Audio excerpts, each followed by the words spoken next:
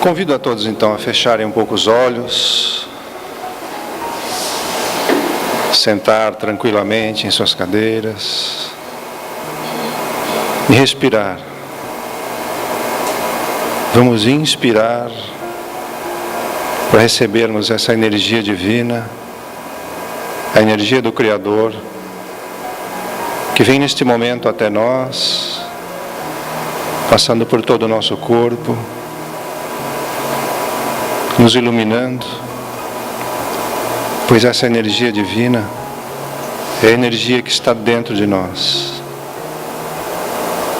é a energia que sempre esteve dentro de nós e que nos faz elevar, que nos faz ter bons sentimentos, mais amplitude de ideias, mais lucidez, mais compreensão de toda essa dimensão em que vivemos, no plano espiritual, que no momento estamos no plano material, mas que temos a todo momento esse acesso dentro de nós, em nossos corações. Esta paz divina nos invade neste momento. E que Deus, que está sempre conosco, do nosso lado, possa estar sempre em todos os momentos de nossa vida, nos colocando esta paz dentro de nós, esta lucidez, para que possamos em nossos atos, nas nossas decisões, ter sempre este sentimento em nossos corações. E que abra neste momento também em nossos corações a nossa visão interior para o que vamos ouvir nesta tarde de hoje, podendo compreender com lucidez e aplicar isto na nossa vida, no nosso dia a dia, com amor, com compreensão, com perdão, com paciência, para que possamos dar continuidade à nossa jornada, à obra que Deus colocou dentro de todos nós.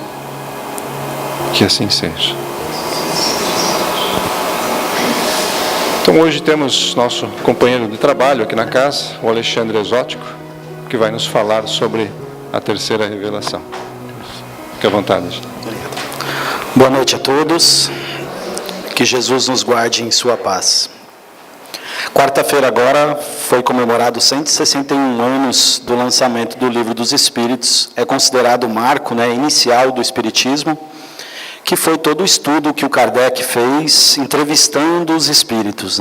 Então, a gente falar um pouquinho da terceira revelação é uma forma de todos expressarmos a gratidão pelos trabalhadores incansáveis do lado de cá e do lado de lá.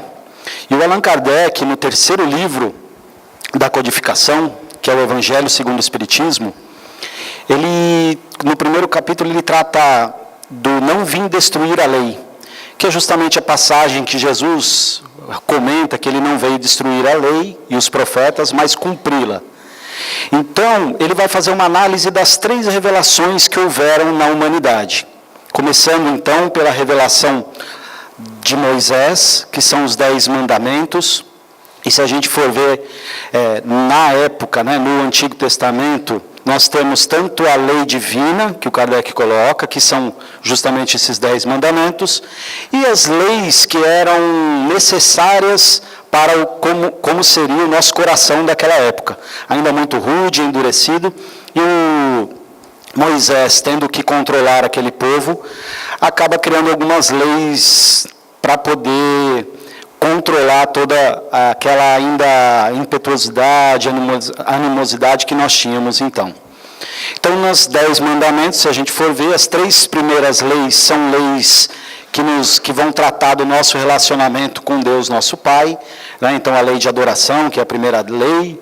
Depois vai falar do não usar o nome de Deus em vão e de guardar o sábado. Mas as outras leis, todas elas são de relacionamento entre nós mesmos, Não roubarás, não matarás, honrar teu pai e tua mãe, que seus dias serão estendidos sobre a terra, não desejar a mulher ou as coisas do próximo e assim por diante. Então, tem uma primeira parte da lei que vai tratar dessa adoração com o Pai, mas depois todas elas leis terrenas do nosso relacionamento aqui na Terra. Com o passar do tempo, vem então a grande revelação, que é a revelação do amor. Então Jesus vem entre nós justamente para exemplificar como agir diante de Deus e diante dos outros, né? Como fazer ao próximo. Então ele exemplifica, ele vivencia todas as leis de Deus. Em cada detalhe, em cada momento da sua vida, cada fase dela, ele vai demonstrando. Mas Jesus também não fez só isso, ele também deu algumas pequenas notícias.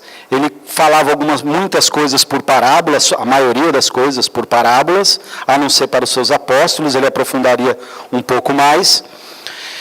E ele dava notícia de um reino de Deus, né, de uma vida futura, mas ele não dava mais detalhes, né? Ele apenas dizia como era esse reino através de comparações, porque ainda não estávamos prontos para isso. Inclusive ele diz que como nós não estávamos prontos ainda, ele rogaria ao Pai para que enviasse um outro Consolador, né? E os espíritas entendem que esse outro Consolador é o próprio Espiritismo, não mais personificado como foram Moisés e Jesus, mas agora nos espíritos, tanto nos espíritos desencarnados, que são os que respondem, quanto aqueles missionários que vieram com o papel de colocar a codificação toda como a gente vê. Allan Kardec, o nome mais conhecido, mas tinha Leon Denis, Gabriel Delane, William Crookes e tantos outros nomes. Então a terceira revelação, que seria o Espiritismo prometido anteriormente por Jesus, Jesus disse que essa revelação iria nos contar em detalhes, explicar em pormenores tudo que se passaria, de onde viemos, para onde vamos, por que estamos aqui, né? Então o Kardec, no Livro dos Espíritos, lá na introdução ele coloca, né, falando justamente dessa revelação, porque os espíritos se mostraram então em algum momento da história.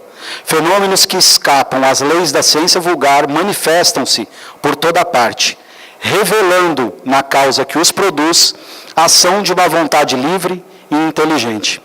Essa frase é bastante curiosa, porque o Kardec, quando começa a estudar os fenômenos, e esses fenômenos têm um marco no dia 31 de março de 1848, nos Estados Unidos, as irmãs Fox passam então a dialogar, mais precisamente a mais jovem, a Kate. Ela chama o espírito que batia na casa, ela entende daquela forma, ela chama de pé rachado até, e pede para ele imitar, bate algumas palmas e ele faz igualzinho, né, nas paredes, nas pancadas. E assim por diante, então começa ali um primeiro diálogo que haveria de ser registrado. Mas isso estava acontecendo no mundo todo. E na França tinham as mesas girantes, né, que eram justamente algumas reuniões que as pessoas iam ver um fenômeno que estava acontecendo, que ninguém sabia explicar o porquê, mas eles achavam graça daquilo, que as mesas voavam, as cadeiras, né, objetos e assim por diante. Kardec fora convidado muitas vezes para ver, e ele sempre refutava, porque ele, como estudava, ele lia os artigos do Mesmer sobre magnetismo, então ele dizia que se pode magnetizar um objeto e movimentá-lo, também se pode fazer isso com uma mesa, não tem nada demais. Mas aí o rapaz diz para ele, mas as mesas pensam, elas respondem. Aí ele fala, mesa respondendo, pensando? Provai-me, porque senão isso é apenas conversa para nos fazer dormir em pé.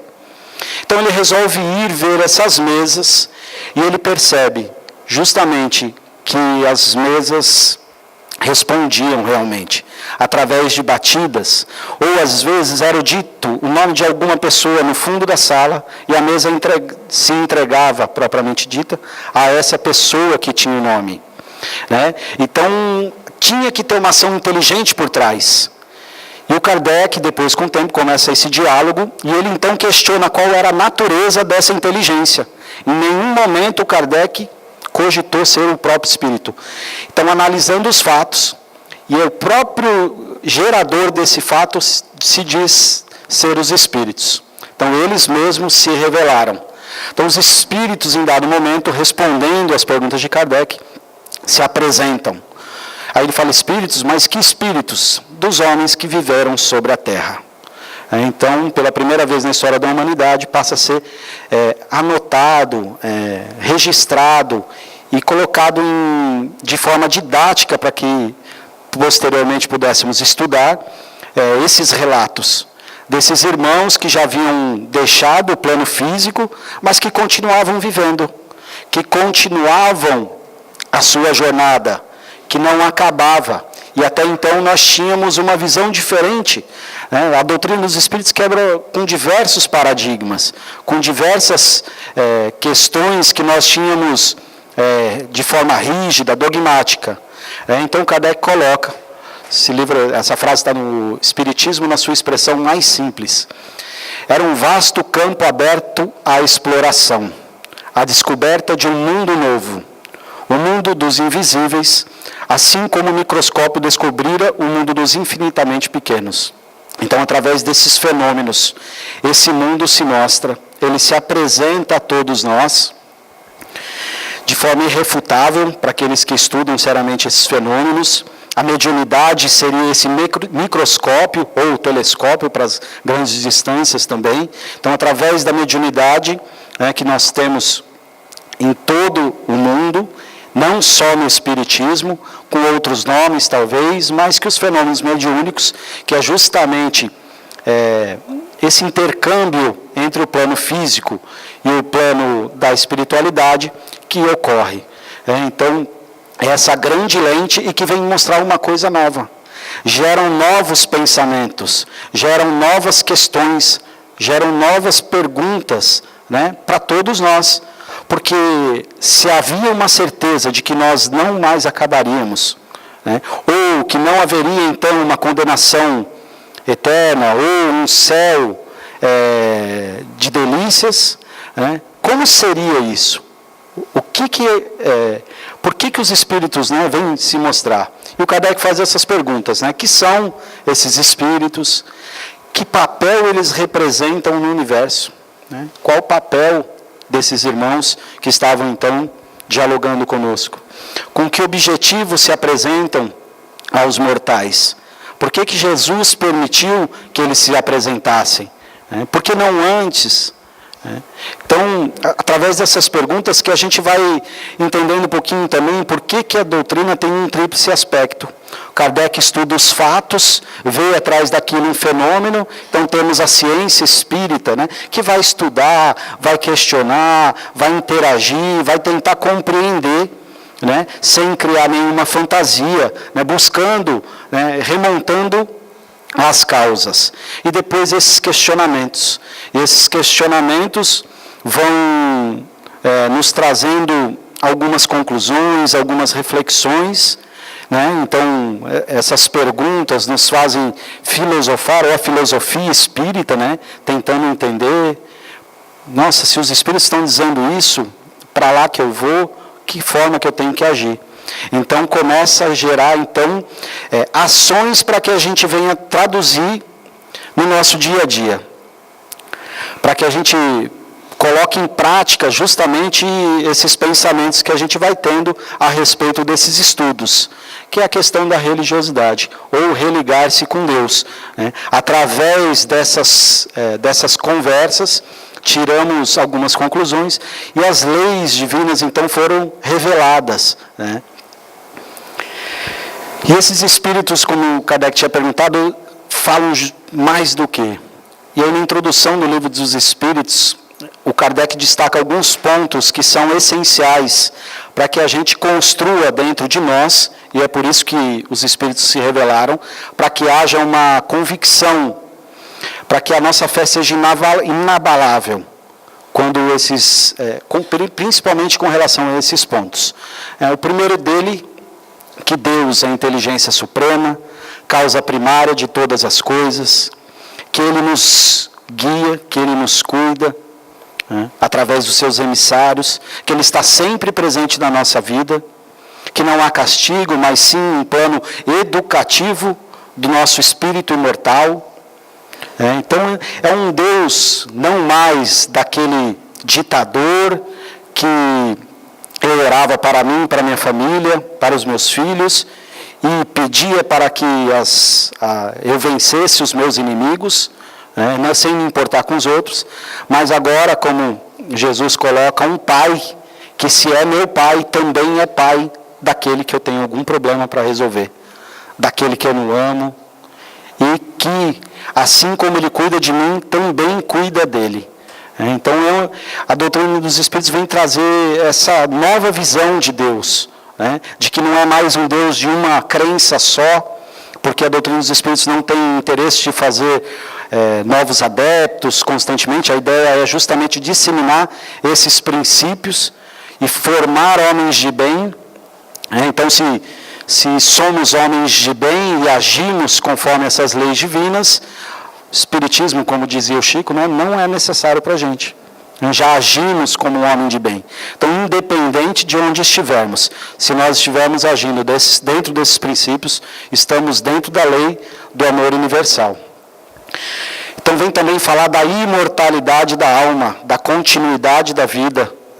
Vem não deixar mais dúvidas, porque os Espíritos estavam relatando, através da psicofonia, da psicografia, muito utilizada, das batidas, então, desses fenômenos, materializações que aconteciam bastante naquela época. Então, a continuidade, de que a vida não encerra, de que ela continua. Então, isso tudo, pouco a pouco, vai criando uma convicção na gente, que a gente passa a não duvidar mais.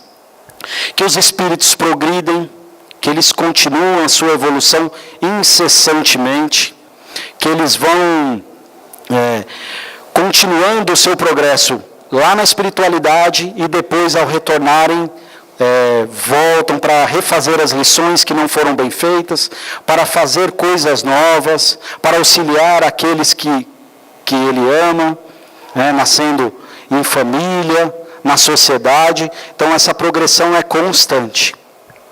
Vai falar da pluralidade dos mundos habitados, vai contar que mesmo a Terra existem, tanto o plano físico quanto esse plano extrafísico, e que ele se divide ainda em diversas camadas, que ele vai desde a parte mais grosseira, próximo à crosta terrestre, até regiões mais sutis, onde os espíritos dirigem o nosso planeta. Então vai falar das habitações de outros planos. Kardec trata bastante disso na revista Espírita. Vai falar da vida em Júpiter, comprovando, então, de que não tem nada desperdiçado no universo. Vai falar, então, da reencarnação, também, como ferramenta da justiça divina. Porque se nós eliminarmos a reencarnação, tiraríamos a justiça das mãos de Deus, porque existem pessoas que nascem em condições diferentes, que nascem com aptidões diferentes, com intelectos muito diferentes, Então, através da reencarnação, a gente consegue compreender que essas diferenças são de conquistas anteriores do espírito e algumas coisas que ele precisa refazer.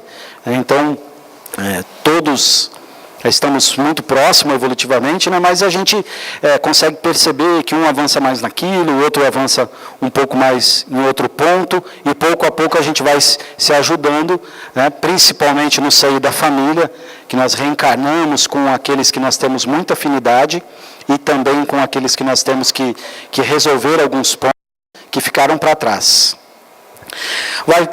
Vai dizer da comunicabilidade dos espíritos. Por isso a importância da prece, da oração, de que eu posso me comunicar com aqueles que já partiram e que eu amo, através de um pensamento, mandar uma flor, um abraço carinhoso, um beijo afetuoso, mesmo sem ter essa presença física. Podemos nos comunicar uns com os outros através desses sentimentos de amor que todos nós temos por alguém. E o Evangelho de Jesus como roteiro. né, na questão 625 do Livro dos Espíritos, Kardec pergunta qual é o tipo mais perfeito que já veio sobre a Terra, né, que serviria de guia e modelo para todos nós. Os Espíritos respondem Jesus, né? E realmente Jesus é o grande modelo que vivenciou toda essa lei, que exemplificou cada ponto desse. Por exemplo, se entregava aos pedidos de Deus, ele mesmo dizia: faça de mim esse cálice, Pai, mas que não seja feita a minha vontade, mas a tua. Porque ele sabia que haveria um ganho, ele se entregava a esse Pai que estava cuidando dele e de todos. Na hora do Pai Nosso, né, que ele começa justamente dizendo Pai Nosso. Então é a confiança em Deus que ele demonstrava em todos os pontos. Quando ele quer acordar Lázaro, né, ele se coloca em prece, solicitando o amparo da divindade, né, do nosso Pai. Vai falar da imortalidade da alma. Por exemplo, quando está na frente do Templo de Jerusalém e todos vendo aquela construção que não se encerrava, e Jesus diz que se destruírem esse templo, em 3 dias eu reconstruo outro. Diz o texto que todos sabiam que ele falava justamente do seu corpo. Então é a certeza da continuidade da vida, né? É a certeza de que não se encerra ali, que não é o corpo mais que uma veste, e que por isso a gente tem que ter essa convicção também, que nós estamos aqui de passagem. Que os Espíritos progridem, então ele atendia a todos com muito carinho e amor, aqueles que necessitavam de auxílio e aqueles que necessitavam de advertência. Porque às vezes a gente vê as advertências de Jesus, mas é porque eram espíritos orgulhosos e endurecidos, que se impunham sobre os outros, mas que necessitavam dessas advertências, dessa forma de atenção. Então Jesus, sabendo dessa progressão, dessa continuidade, de tudo isso, ele vai respeitar a progressão de cada um de nós, tratando com uns através de parábolas e outros ensinos mais aprofundados, né, como Nicodemos, quando ele encontra em algum momento, e ele vai falar então da reencarnação. E mesmo assim, Nicodemos fica meio em dúvida, e ele diz: tu és mestre em Israel e não sabe dessas coisas, né, quando ele trata disso. Vai falar da pluralidade dos mundos habitados, né, quando ele diz: há muitas moradas na casa do meu Pai. Quando ele fala do reino de Deus, que é uma outra morada, da Jerusalém que desce do céu. Então, diversos exemplos. Sobre a reencarnação, quando ele fala aos seus discípulos, talvez a parte mais clara disso nos evangelhos, que João Batista seria Elias reencarnado, né?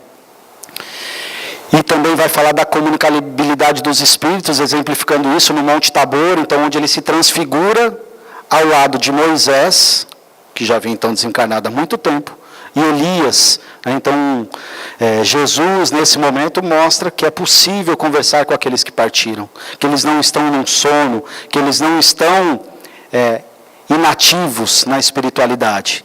Então, até é curioso, porque era na festa das tendas, do tabernáculo, e Pedro e Tiago perguntam se queriam que fizesse umas tendas para Moisés e Elias, né? Porque eles não compreendiam então aquele fenômeno, né? Os dois espíritos aparecendo ali, eles achavam que era fisicamente mesmo.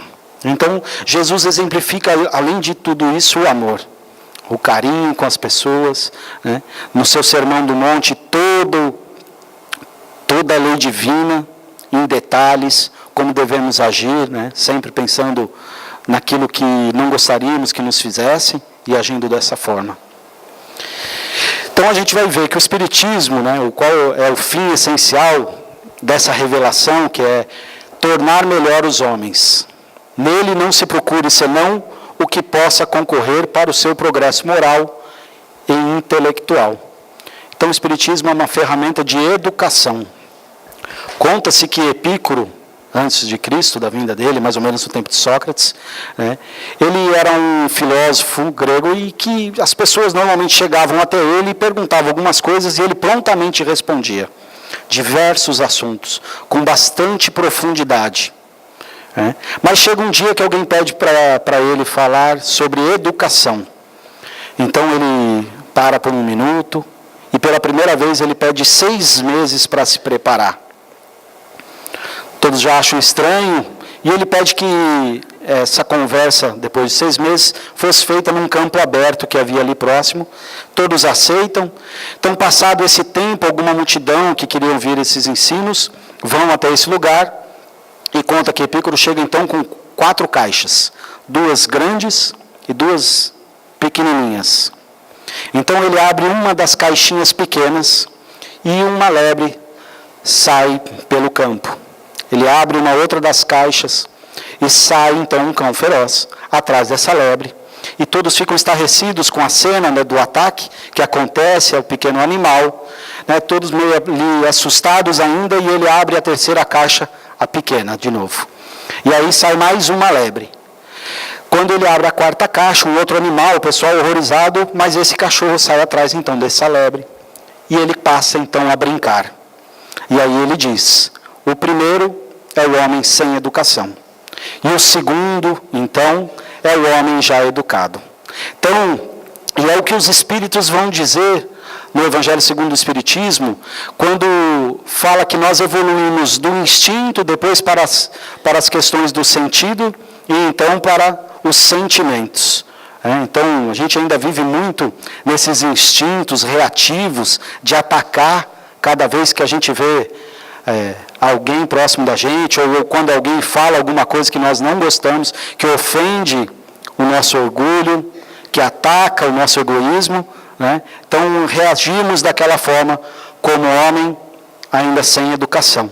Então, é importante que a gente tenha aqueles preceitos, porque tudo aquilo vai nos ajudar a modificar cada ponto da nossa vida, cada detalhe do nosso dia a dia, para que a gente venha então agir pelo sentimento, que é justamente o homem de bem que está lá no Evangelho segundo o Espiritismo, né? Que é aquele que age pensando, né, com amor, com carinho, com respeito a todos, né? Assim como Jesus agiu. Então, para que serve esse estudo todo, né? Quais são as consequências? Aí, no livro que é o Espiritismo, então ele vai trazer tudo aquilo que a gente já comentou um pouquinho, mas que é provar materialmente a existência do mundo material, sendo do mundo espiritual, sendo o mundo espiritual formado pelas almas daqueles que viveram. Então, não mais aqueles anjos que nós acreditávamos que eram entidades separadas, né, do nosso convívio, né, com o céu, ou, né, aquelas que foram renegadas, né, e caíram, como diz, né. Então, não é mais assim. Justamente nós que formamos esse plano espiritual. Quando partimos daqui, ou quando agimos de forma correta, por condições mais felizes, né? E quando agimos de forma incorreta, em condições um pouco ainda de despertamento, de sofrimento. Resulta de sua admissão a prova da existência da alma e sua sobrevivência ao corpo, né? Vai provar também que nós somos um espírito, e não um corpo físico que tem algum fluido só vital, né? E que não continua, né? Não é momentâneo, não há um fim. Então, que nós, na verdade, somos esse espírito imortal. Então, comprova também a existência da alma, né? Disso tudo que é justamente o que o Espiritismo vem educar, que somos nós. As almas que se manifestam revelam suas alegrias ou seus sofrimentos segundo o modo pelo qual empregaram tempo de vida terrena. Então vai falar também da justiça. Se a gente for pegar o livro Céu e Inferno, o livro Céu e Inferno, na segunda parte dele, são só comunicações de espíritos, que o Kardec divide. Os espíritos que se comunicaram disseram que estavam felizes na espiritualidade e relatam desde a sua passagem como havia sido, né, até os detalhes das pessoas que eles encontram, por quem foram recebidas. Aí depois ele também tem os espíritos dos criminosos, conta como seria o sofrimento desses irmãos, dos espíritos arrependidos, dos espíritos suicidas, né? Então toda a segunda parte do céu e inferno, é justamente feito desses relatos, e o Kardec então vai, através do estudo desses fatos, tirar as conclusões do que então seria a justiça divina. Né? Então, que cada momento que eu tenho na espiritualidade de felicidade é fruto de uma virtude que eu consegui na Terra. E cada momento de infelicidade que eu vivencio na espiritualidade é fruto de algo que eu preciso refazer, que eu preciso aprender, porque todos nós chegaremos à perfeição justamente por causa da progressão. Então, a forma que a gente emprega a nossa vida, a forma que a gente emprega cada minuto que nós estamos aqui na Terra, vai fazer a nossa felicidade ou traçar as nossas dificuldades na espiritualidade, desde o desenlace do corpo, né, até a continuidade da vida, para um retorno futuro, né? Cada vez que a gente se depura um pouco mais na espiritualidade, pouco a pouco, fica mais fácil, né? Com mais momentos de felicidade. Nisto temos a prova das penas e recompensas futuras, né? Então também vai justamente confirmar aquilo que o Kardec coloca através das análises, né? O exemplo daqueles que já viveram, provando que a soma da felicidade futura guarda relação direta com o progresso moral. Isso é importante também, porque às vezes nós nos focamos muito na inteligência, né? na intelectualidade, no estudo, mas sem tirar as conclusões devidas e trazer para o nosso dia a dia. Porque estudar o Espiritismo, a gente pode conhecer profundamente, mas se eu não traduzo isso em ação no meu dia a dia, em modificação dos meus hábitos, em transformação de eu mesmo como indivíduo, o meu progresso moral não se realiza. E eu vou então ser cobrado por todas as facilidades, porque o Espiritismo é uma ferramenta, né, de educação. Mas se eu não me educo, não adiantou nada. Pelo contrário, complica ainda mais a situação, porque eu vou chegar do lado de lá e vou falar, mas eu sabia de tudo isso. Até o Kardec coloca, quando ele vai falar das leis, né, lá no céu e inferno, ele coloca que quando a gente chega lá, a gente se arrepende de coisas que às vezes a gente achava certo o tempo todo aqui. Porque o nosso orgulho falava, não, eu estou fazendo isso, mas eu estou certo. Porque eu tenho que me impor, eu tenho que me colocar. E quando a gente chega lá na espiritualidade, fala, mas eu tinha que te pedir perdão para aquela pessoa e não pedi. O meu orgulho manteve da mesma forma. E por isso que o Espírito de Verdade coloca, e o Kardec coloca essa mensagem na entrada do Evangelho segundo o Espiritismo, que ele diz que o Espiritismo e o cristianismo, né, veio para confundir os orgulhosos e abrir os olhos aos cegos. E a gente vê isso o tempo todo, né? Porque a caridade justamente como Jesus entendia, o Kardec pergunta, os espíritos respondem, que é benevolência para com todos. Ou seja, eu tenho que fazer o bem para todo mundo. Então eu só sou caridoso se eu estou fazendo o bem. Seja quando eu estou entregando um pão a alguém que tem fome, uma veste quando alguém está com frio, ou quando estou dando um abraço naquele que necessita, o ouvido quando alguém quer falar algo, ou quando eu tenho algumas palavras de consolo e de conforto, que o Espiritismo vem nos dar para que a gente possa também disseminar esse consolo, né, dessa continuidade, né, de que aqui é tudo efêmero. Então, são essas coisas que vão construindo dentro de nós essa certeza, e que isso nos confunde realmente, né? Porque às vezes a gente vê algumas passagens da obra de André Luiz, por exemplo, quando o André Luiz, conversando com a mãe, pergunta do pai, e ela fala, seu pai lá na terra, apesar dele ir todos os finais de semana, na missa ele tinha 2 amantes. Ninguém sabia. Então ele estava numa situação de sofrimento. Aí o André Luiz, indignado, fica revoltado com o pai e fala, mas e aí, como é que vai ser? Ele fala, não, já estou resolvendo isso.